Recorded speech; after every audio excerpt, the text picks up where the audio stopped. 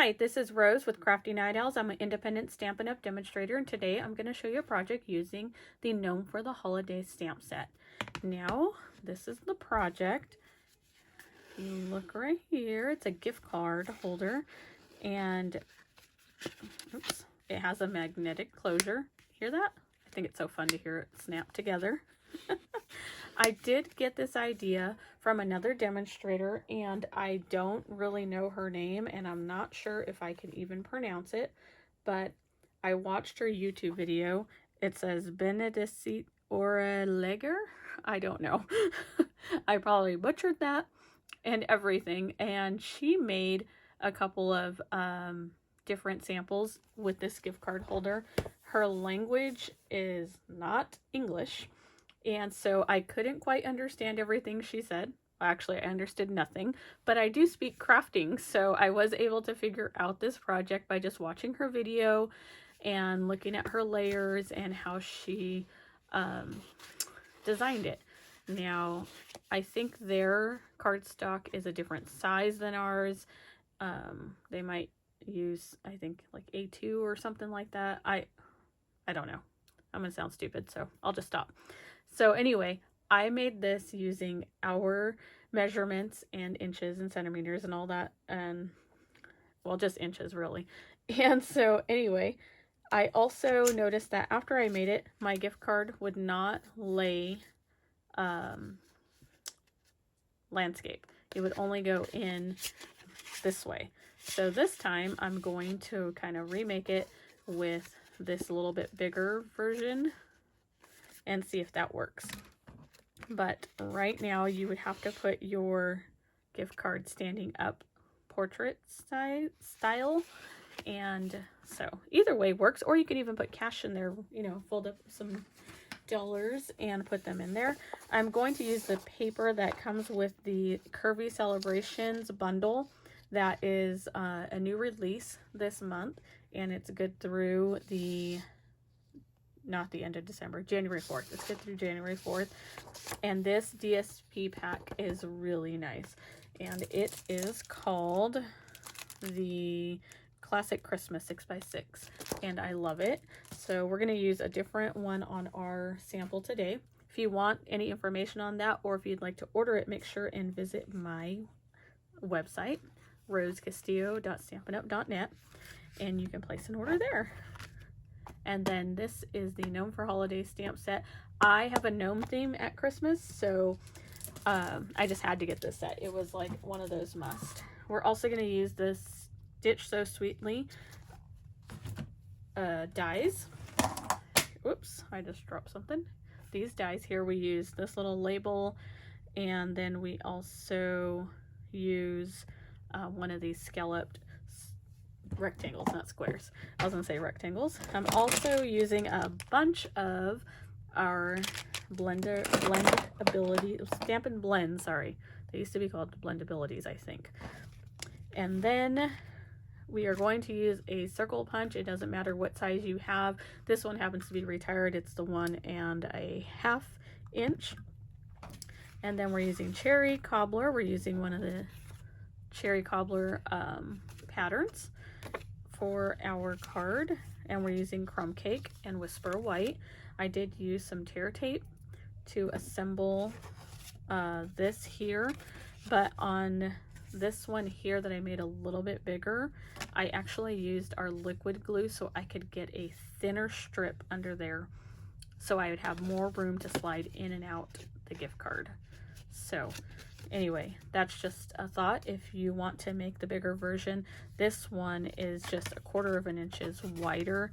So this one was 7 by 3.5, and this one is 7 by 3 3/4.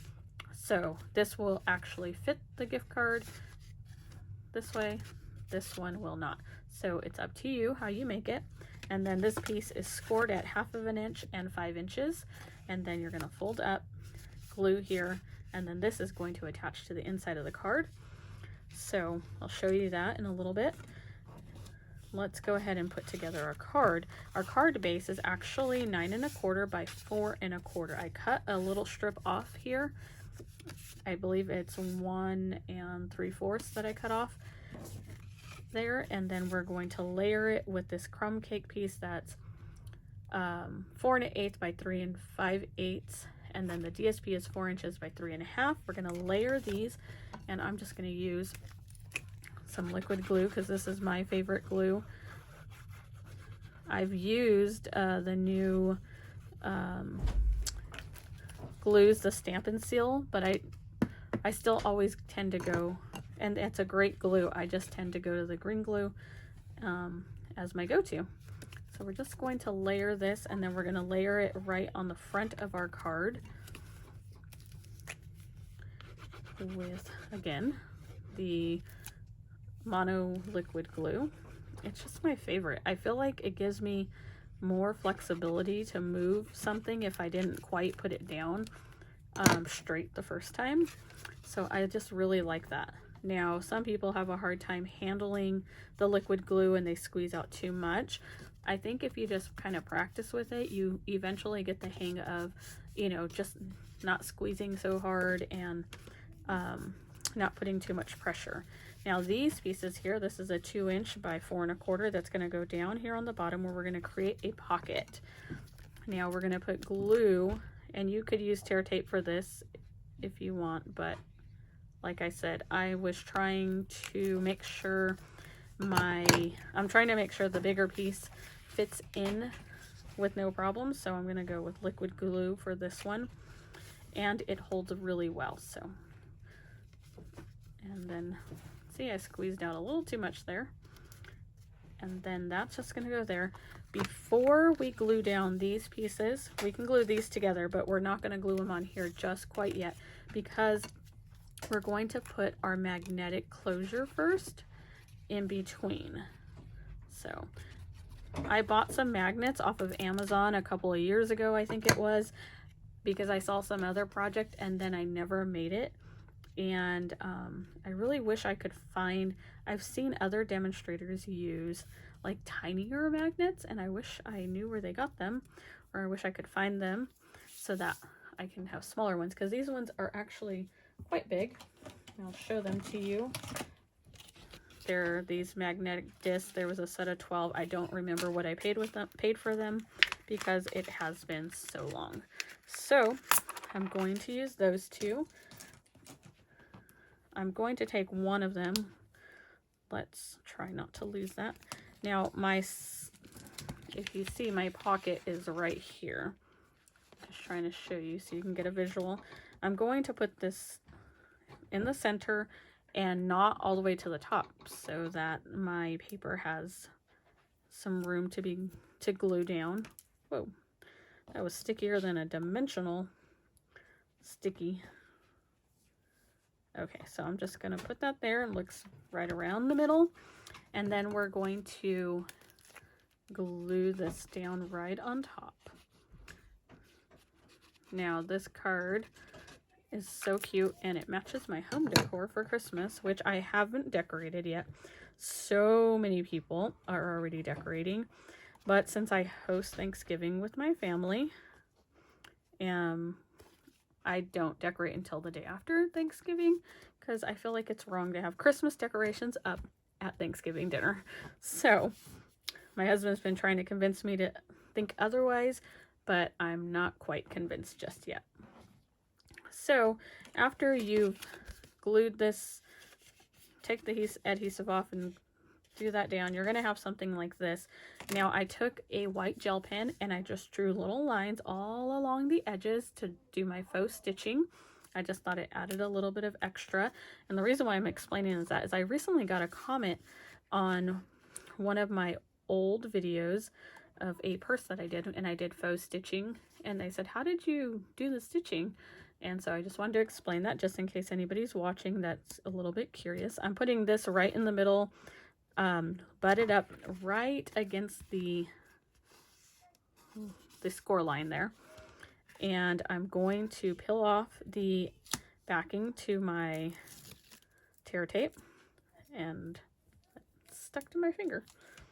Okay, and then I'm just going to close the top right on top of it, and Give it a good press so it sticks. And then there you go, it's stuck to the top. So this is what it looks like underneath. And then you're just going to tuck this right in there so that when you close it, it slides in, and when you pull open, there you go. See, and we are able to do that. I was a little concerned it would be too tight, but it's working just fine. Okay, so the next thing we're going to do is do our stamping. Now I cut out this scallop rectangle in crumb cake. I have a cherry cobbler and a whisper white to layer. And so we're going to stamp our gnome here, and we're going to use, where did I put my Memento ink pad? I just had it. And it has to be here somewhere. You can't just walk off, right? Unless it fell when I dropped something. Yes, it did. Good thing you guys can't see my messy floor. Okay, so we're going to take Memento. Anybody else a messy crafter? I don't know if I've met like a super clean crafter, like tidy all the time. I start out that way, but then I end up a hot mess. Okay, so we're going to stamp that. We're going to stamp our sentiment in cherry cobbler. And let's try not to rock that since I got ink all around the edges. Just put that in the middle of the smaller scallop rectangle.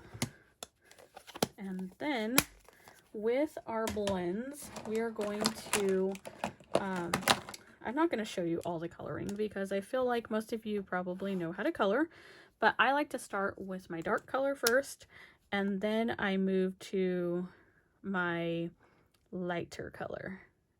And so I'm just going to start with the dark there, and then I'm going to move to my light and blend in that darker color. Now on smaller images, you just have to be careful not to do too much coloring all at once, or you might get a lot of bleeding because the ink will settle on top for a little while, and then if it doesn't have nowhere to go, it's going to start bleeding outside your lines. So just in smaller areas, just be a little bit more cautious, and then you can kind of blend them together. See that?